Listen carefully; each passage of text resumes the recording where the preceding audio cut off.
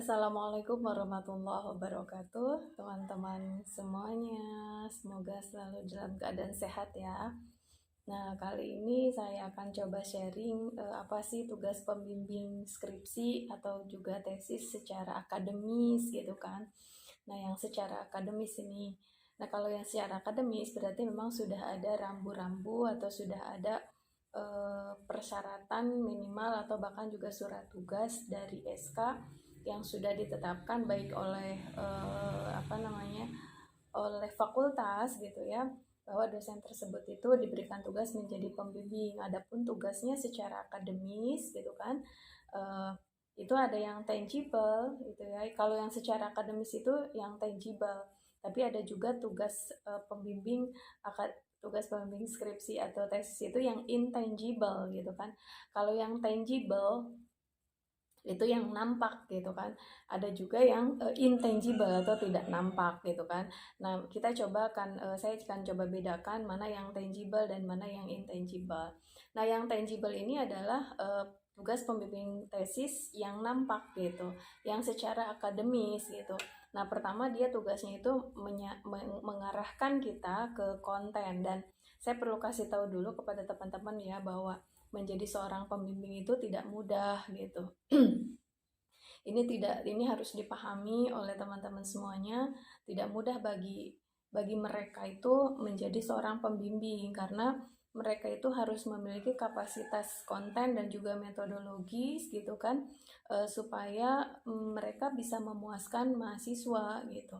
Hanya kadang mahasiswa ini perlu perlu perlu paham juga ya, bahwa yang namanya bimbingan itu adalah proses proses berpikir, proses dosen membantu berpikir, bukan, proses dosen pembimbing membantu memikirkan tesisnya mahasiswa. Maksudnya apakah karakteristiknya atau juga variabelnya atau fokus penelitiannya.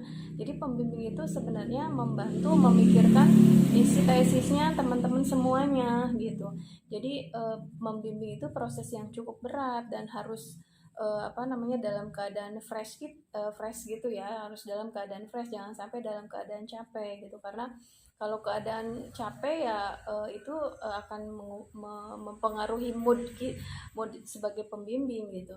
Jadi jangan sampai kita melakukan bimbingan itu padu asal datang gitu, Bu saya mau bimbingan, atau Pak saya mau bimbingan, itu belum tentu diterima, ataupun kalau diterima pun saat seala kadarnya gitu ya. Jadi kalau teman-teman eh, pengen tahu bahwa tugas membimbing itu berat, karena pembimbing itu harus memiliki kapasitas yang cukup mumpuni sesuai dengan judulnya teman-teman gitu. Nah, kemudian kita pun diberikan standar minimal gitu kan oleh kampus gitu kan. Pembimbing pun harus bisa pertama mengarahkan ke konten gitu kan. Nah, mengarahkan ke konten artinya mengarahkan kepada misalnya kalau karena prodinya tentang pendidikan Islam, maka nanti pembimbing itu akan mengarahkan kepada pendidikan Islam. Begitu juga yang manajemen, misalnya eh, ini fokus penelitiannya kurang spesifik. Kemudian ini nanti ini sudah bagus, tinggal ditambahkan nanti teori tentang apa ya yang berkaitan dengan judul kita tentunya gitu kan. Nah, itu kan pada saat memberikan masukan itu bukan asal asal keluar begitu saja, tetapi itu dapat mikir loh gitu. Jadi mohon teman-teman bisa bisa memahami bahwa membimbing itu sebenarnya secara tidak langsung kita tuh nyuruh nyuruh pikirin dong skripsi kita atau tesis kita misalnya gitu ya, bantu pikirin dong gitu. Nah, itu asumsinya tuh seperti itu. Jadi kita harus menghargai banget kepada para pembimbing gitu kan, yang bisa meluangkan waktu gitu kan. Nah, itu ke konten. Kemudian nanti pembimbing juga punya tugas itu mengarahkan ke metodologi. Misalnya ini yang cocok metodenya ini gitu, atau misalnya kita tinggal nanya, Pak ini metodenya bener nggak saya pilih ini misalnya. Nah, itu nanti pembimbing akan memberikan arahan, oh ya ini cocok metodenya ini, nanti kamu sampelnya ini gitu ya. Nah itu karena memang kapasitasnya dia mengarahkan gitu, bukan berarti sok tahu atau bukan misalnya menggurui, tapi memang itulah tugasnya. Tapi itu pun ya melalui proses berpikir gitu. Ketika kita nanya aja misalnya satu pertanyaan, Pak ini sudah cocok nggak metodenya atau sudah relevan nggak? Nah disitulah dosen tuh berpikir ini cocoknya yang mana ya, apa studi kasus ataukah fenomenologi ataukah etnografi gitu.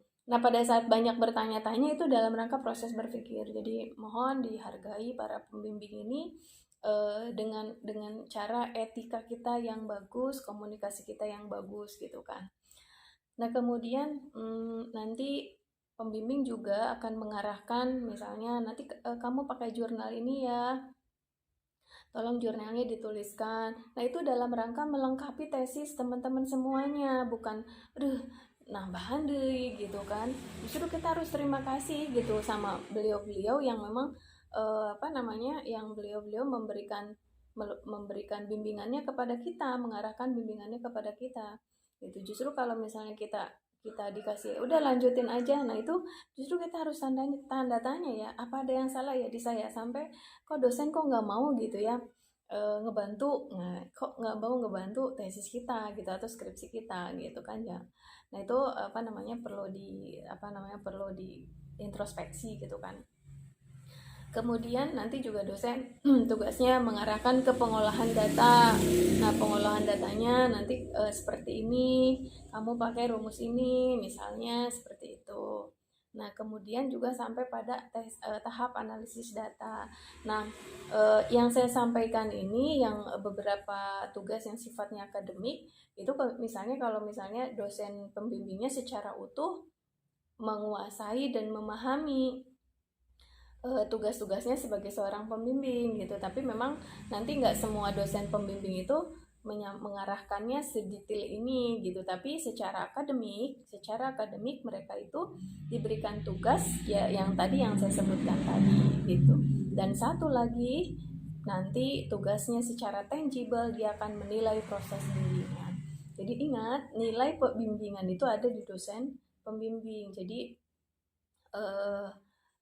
pada saat kita melakukan proses bimbingan itu baik-baiklah berkomunikasi, karena mereka itu sangat direpotkan sekali oleh mahasiswa, dan mahasiswa itu bukan satu bukan dua, membimbing itu 3, 4, 5, 6 gitu.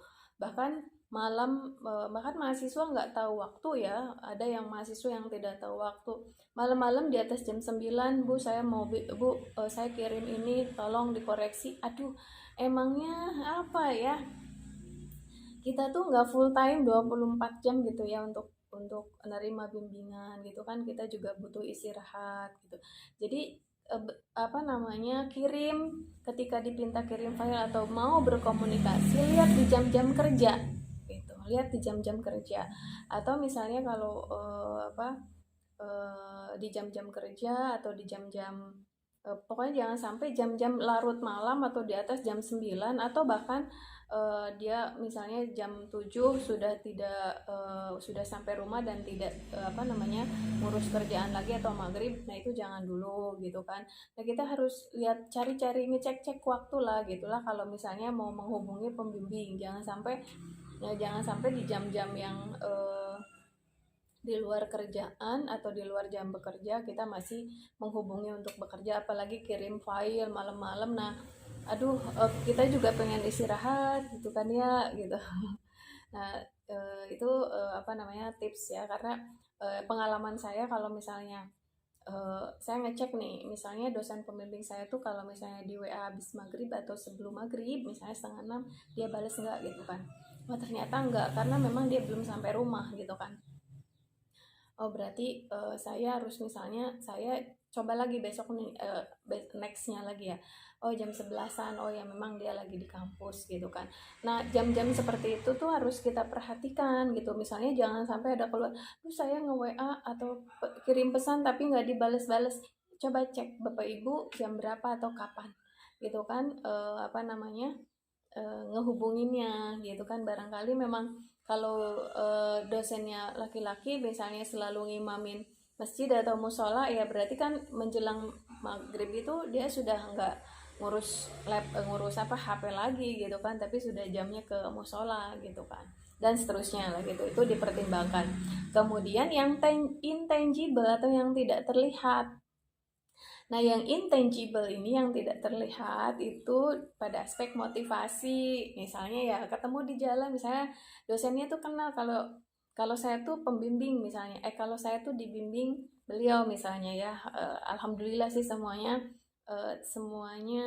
dengan promotor saya cukup begitu bisa berkomunikasi dengan baik. Jadi kalau ketemu di jalan tuh, kamu udah sampai mana gitu kan?